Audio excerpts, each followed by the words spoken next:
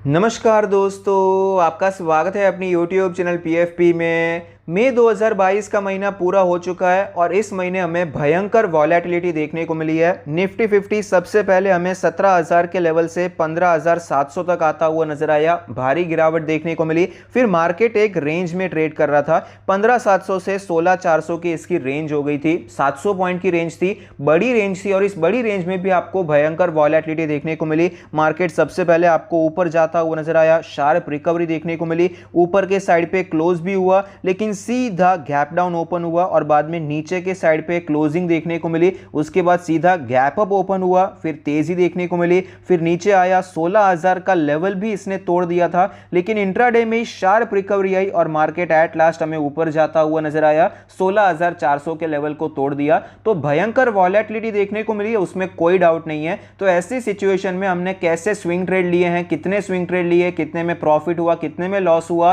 At last profit हुआ loss हुआ, इसके बारे में आज हम चर्चा करने वाले हैं। सबसे पहला ट्रेड जो कि हमने मई के महीने में एंड किया था वो था मिंडा इंडस्ट्री का पोजिशनल ट्रेड। हमने अप्रैल 4 को एंटर किया था। बाय रेंज था 930 से 950, पहला टारगेट 1200, स्टॉप लॉस हमारा 870 का था। Risk reward ratio 1:4, expected holding period 4 महीने का। हमने यहां पर 5% का ट्रेडिंग कैपिटल ही इन्वेस्ट किया था। जनरली हम लोग क्या करते हैं, अपने कैपिटल को 10 पार्ट्स में डिवाइड करते हैं और जैसे जैसे अच्छा मौका मिलता है उस प्रकार से हम एंटर करते जाते हैं। अच्छा टाइम होता है तो हम 7 से 10 ट्रेड भी ले लेते हैं, लेकिन अगर मार्केट की सिचुएशन इतनी अच्छी नहीं है तो 3, 4 या 5 ट्रेड में ही हम लोग अपना पोर्टफोलियो मैनेज करने की कोशिश करते हैं। तो फिलहाल सिचुएशन ऑफकोर्स थोड़ी सी डाइसी थी, तो इसीलिए हमने 10% एलोकेट करने की जगह पे 5% का एलोकेट किया और सोचा था कि अगर सिचुएशन हमारे फेवर में जाएगी, स्टॉक ऊपर जाएगा तो हम यहां पर एडिशनल 5% भी एलोकेट करेंगे। लेकिन ऐसा मौका नहीं मिला क्योंकि स्टॉक जैसे हमने खरीदा फिर स्टॉक धीरे धीरे हमें नीचे ही आता हुआ नजर आया। स्टॉक में हमारा स्टॉप लॉस यहां पर हिट होता हुआ नजर आया।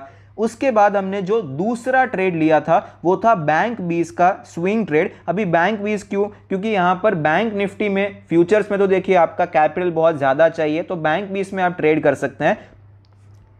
342 से 344 का हमारा बाय रेंज था। 348 का पहला टारगेट, हमारा स्टॉप लॉस 339 का था। Risk reward ratio 1:2, expected holding period 5 दिन का ही था। यूजुअली हम लोग 10% का कैपिटल इन्वेस्ट करते हैं जैसा कि मैंने आपको पहले भी बताया, लेकिन हमने यहां पर 100% का कैपिटल एलोकेट किया क्योंकि ये एक इंडेक्स है, ये कोई एक स्टॉक नहीं है कि एक न्यूज आई और आपको एकदम से 10% गैप डाउन ओपन होता हुआ नजर आया। इंडेक्स में रिस्क बहुत ही कम हो जाता है। और दूसरी बात यह है, अगर आप यहां पर कैलकुलेट भी करेंगे तो भी आपका जो रिस्क निकल कर आएगा वो आपके पूरे कैपिटल का 1% भी निकल कर नहीं आता है। तो इस हिसाब से हमने पूरा कैपिटल यहां पर इन्वेस्ट कर दिया। ये ट्रेड हमने कब लिया था? यहां पर आप देख पाएंगे गिरावट देखने को मिली थी बैंक निफ्टी में। जब बैंक निफ्टी ये कंसोलिडेट कर रहा था 34,000 के आसपास इसका एक रेजिस्टेंस बन चुका था, तो यहां पर हमने एंटर किया और ये तेजी देखने को मिली। और अगले ही दिन पे आपको यहां पर जो तेजी देखने को मिली शुरुआत में, तो अप्रोक्सीमेटली 34,500 के आसपास हमने बुक कर दिया।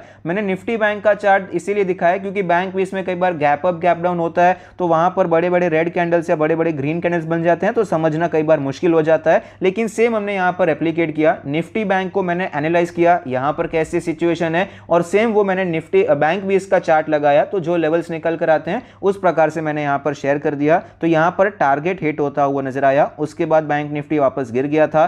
तो जो हमने तीसरा ट्रेड लिया वो भी बैंक 20 का एक ट्रेड था। 351 से 353 का बाय रेंज था। 364 का हमारा पहला टारगेट, 349 का स्टॉप लॉस, और हमने स्टॉप लॉस को शिफ्ट भी कर दिया, 350 का स्टॉप लॉस कर दिया। रिस्क रिवॉर्ड रेशियो हमारा 1:6 का था। एक्सपेक्टेड होल्डिंग पीरियड 10 डेज का था। यहां पर भी हमने 100% का ही इन्वेस्टमेंट किया। रीजन वही है जो कि मैंने आपको लास्ट टाइम बताया है, लेकिन यहां पर हमने 364 पर एग्जिट नहीं किया है, 358 पर ही हमने यहां पर एग्जिट कर दिया। ये ट्रेड हमने कब लिया था? यहां पर आप देख पाएंगे एक बहुत ही अच्छा पैटर्न आपको दिखाई पड़ता था थर्सडे के दिन पर, जब ये रेजिस्टेंस हमें टूटता हुआ नजर आया। ये बहुत मल्टीपल टाइम ये लेवल टेस्टेड हो चुका था, तो जैसे ही ये लेवल टूटा हमने बैंक 20 का ट्रेड लिया। यहां पर अच्छी तेजी देखने को मिली, अप्रोक्सीमेटली इस लेवल के आसपास हमने एग्जिट कर दिया। उसके बाद भी बैंक 20 या बैंक निफ्टी जो भी आप कहे तेजी देखने को मिली थी, लेकिन हमने अप्रोक्सीमेटली इस लेवल पे यहां पर एग्जिट कर दिया था। किसी एक पर्टिकुलर स्टॉक में स्विंग ट्रेड लेने की जगह पे ये बैंक 20 में ट्रेड लेने का मेरा जो लॉजिक था वो मैं आपके साथ एक बार शेयर कर देता हूं। जब मार्केट में ऑलरेडी गिरावट हो चुकी है, ट्रेंड अब भी वीक है, अगर हम यहां पर बात करें पहला जो हमने बैंक 20 का ट्रेड लिया या दूसरा भी लिया, तब भी ट्रेंड तो बहुत ज्यादा स्ट्रांग नहीं हुआ था। शॉर्ट टर्म के लिए मुझे तेजी नजर आ रही थी कि यहां पर इतना ज्यादा गिरावट हो चुकी है तो शॉर्ट कवरिंग रैली आपको दिखाई पड़ सकती है, और ये जो दूसरा ट्रेड था एक अच्छा पैटर्न था, तो इसलिए हमने यहां पर एंटर किया। लेकिन मार्केट इतना स्ट्रांग नहीं है, ट्रेंड आपको स्ट्रांग इतना नजर नहीं आता है। 200 डेज के मूविंग एवरेज के भी नीचे मार्केट ट्रेड कर रहा है, तो मार्केट वीक तो है। ओवरऑल बेसिस पे आपको वीकनेस थोड़ी सी ज्यादा नजर आती है, तो हम अच्छा खासा पोर्टफोलियो, ट्रेडिंग पोर्टफोलियो बनाकर बैठ जाए, अच्छे शेयर्स हम लोग ले ले, इतना ज्यादा स्ट्रांग नहीं हुआ है। इसीलिए हमने यहां पर एक ही इंडेक्स पे फोकस किया, वहां पर छोटे टारगेट्स रखे, बहुत ज्यादा 10-15% के टारगेट नहीं रखे। लेकिन अगर हम पूरा कैपिटल लगाते हैं, और हमारा जो सरप्राइजिंगली इसमें जो रिस्क था 500 से 600 रुपए का था 1 लाख के ऊपर, मतलब 0.5% से 0.6% का रिस्क था। इस लॉजिक से हमने यहां पर डायरेक्टली बैंक 20 में, बैंक निफ्टी में ट्रेड लेना प्रेफर किया था। तो इस महीने हमने सिर्फ 3 ट्रेड ही कंप्लीट किए हैं, एक है मिंडा इंडस्ट्री का और 2 है बैंक 20 के ट्रेड। तो यहां पर मिंडा इंडस्ट्री में तो हमने 5% का कैपिटल एलोकेट किया था, तो वो हो जाता है 4,500-5 हज़ार के आसपास का, तो वहां पर 300 रुपए का हमें लॉस हुआ था। अगर आप ये पहली बार देख रहे हैं वीडियो, इस टाइप का वीडियो, तो मैं आपको बता दूं कि मैं ये मेंटेन करता हूं, एक जर्नल मेंटेन करता हूं पीएफपी प्रो मेंबरशिप की। जब से हमने शुरुआत की है तब से हमने यहाँ पर ये मेंटेन करते आए हैं कि हम लोग एक प्रोफेशनली यहां पर ट्रेडिंग कर रहे हैं। तो प्रोफेशनली ट्रेडिंग में आपका कैपिटल एलोकेशन भी होता है। तो सपोज आपके पास 1 लाख का कैपिटल है, हर एक ट्रेड में आपको 10,000 रुपीज इन्वेस्ट करना है, जो कि आपके कैपिटल का 10% का इन्वेस्टमेंट हो जाता है। तो हमने जितने भी ट्रेड लिए हैं, कितना प्रॉफिट हुआ, कितना लॉस हुआ, हम सब यहां पर मेंटेन करते आते हैं, और हर महीने आपको वीडियो के द्वारा शेयर भी करते हैं स्क्रीनशॉट के साथ, जो कि हमने यहां पर हमारे चैनल में शेयर भी किया था, हमारे पीएफपी प्रो मेंबर्स के साथ शेयर किया था। तो वही मैं यहाँ पर मेंटेन करते आ रहा हूँ। तो ऑफ कोर्स यहाँ पर हमें लॉसेस भी कई सारे हुए हैं, लेकिन फिलहाल यहाँ पर जो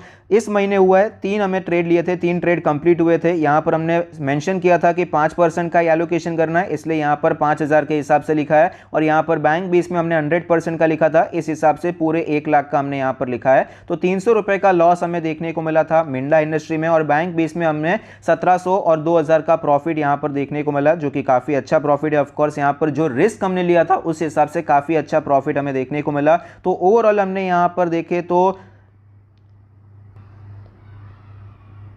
जब से हमने पीएफपी प्रो मेंबरशिप की शुरुआत की है जनवरी 2021 से, क्यूमुलेटिव प्रॉफिट जो हम देखते हैं 50% के ऊपर चल रहा था लास्ट महीने तक, जो कि फिलहाल हम यहां पर 53.5% तक पहुंच चुके हैं। लास्ट महीने मैंने कोई अपडेट नहीं किया था, कोई यहां पर,